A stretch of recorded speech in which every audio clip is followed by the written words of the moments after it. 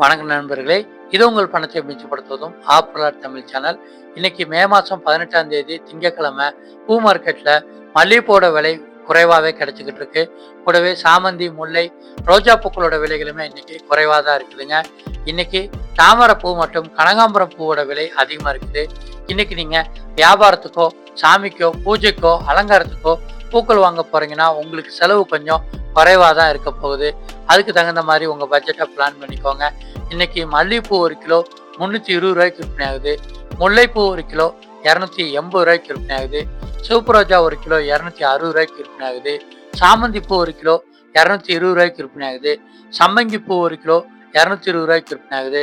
அரளிப்பூ 1 கிலோ 220 ரூபாய்க்கு விற்பனை ஆகிட்டு இருக்கு. தாமரைப்பூ 1 30 ரூபாய்க்கு விற்பனை ஆகுது. துளசி ஒரு கட்டு 70 ரூபாய்க்கு விற்பனை ஆகுது. செண்டு மல்லி 1 கிலோ 200 ரூபாய்க்கு விற்பனை ஆகுது. கனகாம்பரம் 1 கிலோ 500 ரூபாயிலிருந்து 850 ரூபாய்க்கு கிடைக்குது. நந்தியாவட்டம் 1 கிலோ 200 ரூபா. பட்டன் ரோஸ் 1 கிலோ 260 ரூபா. ஜாதி மல்லி 1 கிலோ 350 ரூபாய்க்கு விற்பனை ஆகுது. கோழிக்கொண்டை பூ 1 கிலோ 120 ரூபாய்க்கு கிடைக்குது. மறிக்கொழுந்து 1 கிலோ 100 ரூபாய்க்கு விற்பனை ஆகுதுங்க. பூக்களோட விலைகள் நேற்று இருந்த அதே விலைக்கே கிடைச்சிக்கிட்டு இருக்கு. பெரிய மாற்றம் எதுவும் இல்லை. பூக்களை இன்னைக்கு மல்லிகைப்பூ மற்றும் கனகாம்பரம், முல்லை பூக்கள்லாம் வாங்குறீங்கன்னா 2-3 கடைகளில் போய் விலை விசாரிங்க. எங்க பூக்கள் புதிதாகவும் விலை குறைவாகவும் இருக்குதோ அங்கே வாங்கி உங்கள் செலவுகளை குறைச்சிக்கோங்க.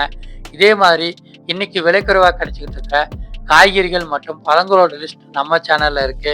நீங்கள் மார்க்கெட்டுக்கோ கடைக்கோ போகிறதுக்கு முன்னாடி உங்களுடைய பொருட்கள் வாங்குற செலவை குறைக்கணும் அப்படின்னா இந்த வீடியோ மற்றும் நம்ம சேனலில் வர்ற காய்கறி பழங்கள் வீடியோக்களை முழுசாக பாருங்கள்.